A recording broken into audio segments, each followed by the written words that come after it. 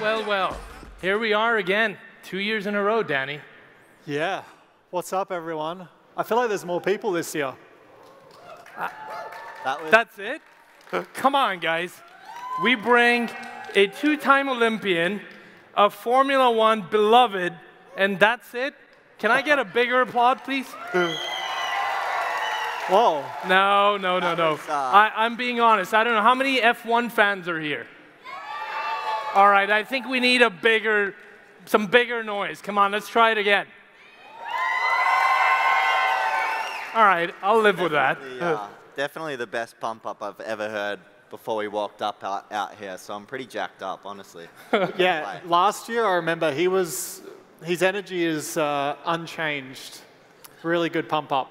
Reminds me of like before a fight, like the fight announcer. Weighing in at 170 pounds, fighting out of the blue corner. Yeah, it's pretty good. He's not even listening. It's all right. True. He's on to the next one. We're old news now. So how is it being our interns for day one? Yeah, I mean, this is a little bit... you guys look good in the shirts, by the way. Thank you. Yeah, it's if you don't know who we're here with, here's the shirt. No, it's been cool. Yeah, it is a little bit like an internship, but it's exciting. Daniel and I have always been super excited mutually about the space of Web3 in the future and how it's been integrated into sport. So naturally to be here with you, Haider, and the team and everyone in this room, we're pumped to be here. And actually my first time to Singapore too, so excited about that. That's amazing. Well, welcome. Danny, how you feeling? I was trying to clap just then. I can clap like that. I'm feeling all right. I mean, happy to be here. It's weird because yeah, like being at a race, and so I got to the hotel last night. I looked over at the room, out the window of the room, and I can see the track, and I was like, ah. And I looked at my hand, and I was like, ah. Obviously, I wish I was here racing, but hopefully a few weeks away from that. But it's still good. It's good to be here. Unlike Scotty, I've been to Singapore many, many times. It's also quite relatively close to Perth, where I grew up. So, yeah, there we go. All right. So it's cool. I feel like pretty close to home when I'm here as well. That's great. That's great. Well, let's get into it. So, we're going through pretty interesting times in the industry. I think everyone's probably peeled at the Bitcoin price. And I've always talk to you both about how we, the collective, the industry, can learn from athletes like yourself. So I'm going to start with a question about, each of you guys go through a lot of training, mental and physical. I'd love for each of you to talk a little bit about what the people in this room can take away from how you guys actually prepare for, the stuff that you guys do in your worlds, and what lessons these guys can take as they think about the markets and volatility and persevering through it. So I'll start with Danny. Sure. I think it's a good question because I think it's relatable in any form. I think people ask me about, with sport and the pressures, the highs, the lows, and they're like, yeah, but we don't race an F1 car, so we can't relate. But everyone can relate to the highs and lows of, work, sport, business, personal life, all of it. And I think it's natural to kind of go through it. I went through it pretty much this time last year. Actually, we had a really good weekend in Singapore. But towards the end of last year, I wasn't sure what was next for me, and it was found myself a little bit in a rut, so to speak, professionally. So I think, there's a few things you need to just hold on to perspective, I think, and understand the reasons why you're pursuing something, why you've put all this energy into it. It's because you truly care about it, or you're passionate about it, you love it. So I think that's enough to always kind of encourage you to just see it through. I think keep pushing forward. And I think if you always go into it with the right amount of desire and your heart's in the right place, your intentions are there, then I think you'll always come through. And what will feel at the time like losses will become learnings. And you'll become ultimately better for it. And now I sit here a year later, and yes, I've gone through some other little bits of highs and lows along the year, but ultimately I feel like I'm a more complete individual and athlete than what I was here a year ago. I couldn't agree more. Scotty, what about you?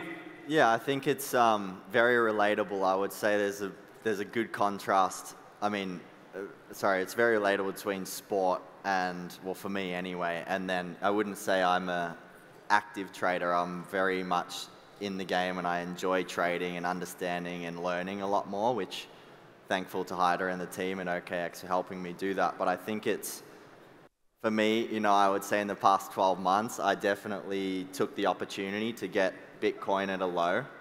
And I think that I'm even guilty of it myself, where in sport, you have this North Star goal. So for example, for me, it might be an Olympic gold medal. And you think, that's where I want to get to. And let's relate it back to crypto, that's where I want to get to. You know, at the end of the day, you want to make a return. But I feel like there's a stigma in crypto where you hear these amazing stories of people, you know, overnight making a fortune. And if you take that approach in sport, you go nowhere, because it's about the long game, and it's about, for me right now in the present moment, I'm thinking about in 2026 in Italy, how do I win that gold medal? It's kind of the last milestone in my career that I haven't achieved. If I take the approach that, you know, I think I'm going to wait until December of 2025 to prepare, and, you know, it's going to come to fruition in January or February, I'm not being realistic. And I think it's a very similar approach in the way that I've approached the way that I do any investment in my portfolio, but specifically with crypto, it's about, you know, this is what it is now, but it's also about the foresight of what it could be, and that's very relative to sport. And then making sure that that balance translates even in a life, the way I do life and how I train and everything. So, yeah, that would probably be, I don't know if that answers your question, but... No, that's very relatable. So we've now, the both of you guys and us, the collective at OKX, we've been doing this now for a year. How does it feel? This was for both of you guys, it was the first crypto company partnership. Where now, Danny, you and I are sitting, you know, yet again here. Scotty, both of us. I think, how does it feel? Got it. Help the guy out. I was really motivated to open that. I should relay the question back to you, Haider, is how do you feel about having to deal with us? I mean, I feel sorry for you sometimes. Well, now that you say that. No, it's been awesome. And, you know, for us, it's been very cool. Obviously, OKX has been doing a lot of incredible things in sport with Man City and F1 and snowboarding, action sport in my case, where it's about youth. And I think that's obviously very key moving forward with Web3 in general, is captivating the youth and making them feel trusted in the industry. And I feel like over time, and as I've evolved and learnt more myself, I've been able to kind of relay that onto people, even my friends or, you know, people in my industry. The demographic would be very, very young, anywhere from, let's say, 14 to 30 would be kind of the age bracket.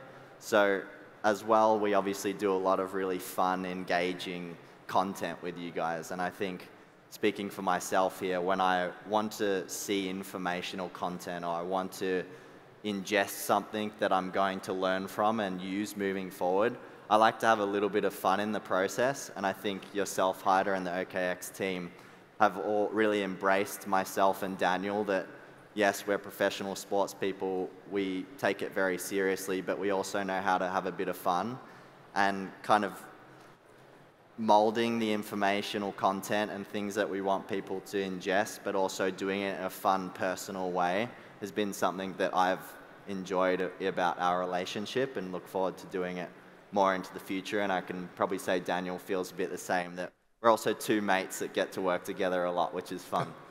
That's why I didn't thrive as much at school, because it didn't seem the education was done in a very fun way. So yeah, as Scotty said, I think just making it also something that, you know, language that we can also understand, I think that's really been a real plus. And I think, yeah, Haider and his team, particularly when I first started this journey, I didn't really know much. I know now a little bit more, but I think, yeah, the way you guys have kind of helped not only educate me, but I think everyone in this space has made it not only fun, but yeah, much more understandable for someone who really didn't have much understanding at all. Yeah, and look, I think we're very fortunate to have both of you. We've had a ton of fun producing great content. I think you guys have collectively inspired our communities. And I'm really excited. I think we have a lot of stuff in the burner, so it's going to be an exciting next 12 months, to say the least. So you both have legions of devoted fans. How do you see Web3 changing the way we connect with fans in the future on the back of Web3? Danny, I'll start with you. What do you think? I think a lot of it comes down to, I guess, like accessibility. And I think, you know, for us, again, I'll relate to our sport, but it's, for a long time, you know, you go back to even social media, and I don't think like F1 had a social media account 10 years ago, for example. You know, no one really knew behind the helmet, and it's now just stripping back all those layers and bringing fans closer to us on a personal level, knowing more about us, what makes us tick, how we prepare for a race, what we like to do when we're not racing, and kind of just bring that. I think because the sport as well is, for a long time, it's been very unrelatable. You know, it's not like anyone can just jump in an F1 car and drive it, but I feel like it's becoming closer and closer where people can really start to experience nearly firsthand what it feels like and what we feel as a driver, understand G-forces, and it's kind of layers on layers, but I think it really comes down to accessibility, and I think that's fascinating. You know, even for me, interested in other sports, you know, I want to know what someone else is doing or what makes them tick, or the little things and which make them who they are. So that's the fascinating part also from that side for me. Well, and I think we have the similar dilemma. There's, you know, many billions of people around the world, and not all of them can actually connect and relate with crypto the same way. I think F1 had a challenge, and I think Drive to Survive has perhaps helped. Maybe we need a drive to survive for the crypto industry. That would probably make a difference. Scotty, what about you? Yeah, I would say very similarly to as Daniel said. I think it's Web3 would be the evolution of which is I'm finding now is a really positive trend in that it kind of keeps you in check of being really authentic too, meaning that fans obviously can be very much in touch, very engaged. It gives them more opportunity to understand, for Daniel's case, or not yet in my case, but in esport, what it might feel like for him to race a track, or you know, even AI and all these crazy developments now. And it's very cool, and I think first and foremost, it's giving people more reason to want to follow sport, which I think is great, and then giving them that first-hand experience as best as you can, which we're seeing now is only going to be amazing for every sport in the world, but generally just to get the fans more involved is really important. So yeah, I would say that relatability, authenticity, and connection is where Web3 plays a huge part in sport. Cool, very cool. Danny, I got a question that I can't wait to ask you about. You have millions of fans around the world. I think it's probably safe to say even people in this room probably want an NFT from Danny. When does that happen? Do you think it's within the next 12 months? Well, I know we've talked about this, and yes, that's definitely the plan. Are we segueing into something else, or is that a little bit later? Yeah, I think that's a little bit later. Okay. What do we think that NFT is worth? I think is a better topic. It's true. I for one think it's free, but maybe others think something different. Daniel probably said it's worth one Bitcoin, which is a bit steep. If mine's free, then you're paying people to have yours. Sure. Yeah, fair. I think that's fair. I'd say your NFT is probably worth 10 Bitcoins. Okay. Yeah. I'll take that. I'll give you 7 Bitcoins. Any profits a win? Don't worry, we're not going to be selling you NFTs from these guys yet. You will see something in a little bit, though, kind of on that topic. So you guys have been using our product now for about a year. Scotty, I'll ask you the question. You know, there's you like trading, you've been really entrepreneurial in your personal life. What excites you about Web3 today? Like if you were to venture off in the world of Web3 and you closed your eyes, what would be the one thing you'd really want to pursue and see if you could create and bring in this world, given what you know based on your sports? Yeah, I would say what actually I was really interested initially in Web3 was NFTs, just because I find in my sport it's very much, it's about personal, how do I portray myself in my profession, and in my profession it's very much about style. It's an art in some form, some people would say. It's the way that I put together a run, and I think that's very relatable to in the case of, let's say, an NFT, of which I have created myself. But yeah, I find there's a lot of parallels between what I do as a profession and then trying to incorporate that into the art, and meaning that, you know, I could grab a cool GIF or an image or something of me snowboarding, put that into an NFT and then try and mint it. And that's been really fun for me, and to try and understand the market as well. And as you said, you know, I've always been very keen and eager to learn more about investments in general. And that was one that I've kind of really been drawn to from the start. And then additionally, obviously, trading and things, and purchasing my own NFTs was also a process as well. Great, that's great to hear. And Danny, I got a slightly different question for you. I know sims are such a big part of your sport. How much time do you spend on a sim, and do you think that we'll see AI-driven drivers come into the sims, or the world of sims, and you'd be competing with them in the near future? Hopefully not, because then that will mean I'm getting beat and I'm out of a job. But yeah, I think there's, no, I mean, we spend so much time on them, and I think, you know, a perfect example now with the way technologies move forward is we're racing in Vegas in a couple months' time. We've never seen the track, we've never been there, but we can now go on the sim and drive the track and start to learn the course, start to even work on the setup of the car and understand, you know, how we're going to approach the weekend. So that's really, I think things like that are really beneficial for us as drivers. It's just kind of fast-tracking the development. But yeah, maybe, I mean, some AI-assisted stuff, it would maybe stop me from crashing. I don't know. If there's like some cool sensors or some support. Like a ghost that you can follow. Yeah, turn here, avoid that. But yeah, I think there's, I'm definitely curious to see how it keeps evolving, especially in our sport. I think, you know, our sport has always been driven by technology, innovation. It's at like the absolute forefront of that, and performance is key. So that's where I see like a massive correlation. That's great. Well, I know we have 2 minutes left, and we had such fun watching you guys work within our product. So I want to show the crowd what you guys did in the background. Let's play the video and see what Scotty and Danny do on their typical day playing on OKX. Hey guys, it's time to create my NFT for token 2049.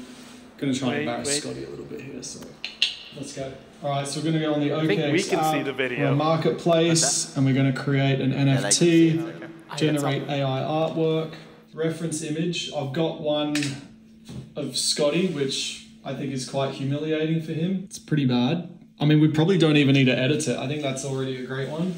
Now we can pick the art style. Let's go with 2.5D martial arts. Let's give this one a go. Oh, describe your idea. Let's just type in funny and generate artwork. Oh my gosh. I don't even know what I'm looking at here. Mint as NFT. Name your NFT. Scotty's day off. There we go. Confirm. Done. I've just opened up my OKX wallet. I'm on the marketplace and I'm going to create an NFT. Generate AI artwork. So describe your idea. It's going to be a portrait, selfie. I'm going to go through here and pick portrait photography and then put in down the bottom my reference image. There it is. And then at the bottom, I'm going to say 95. I'm going to go a little higher because Daniel needs a bit of work in this photo, I'm not going to lie. We're going to accept and generate artwork. Hang tight. And there it is. Actually not a bad look for him. Mint as NFT. Name your NFT. DR selfie. Confirm. Let's go next. Confirm. Success. And there it is. The DR selfie. NFT. Look like I've had better days.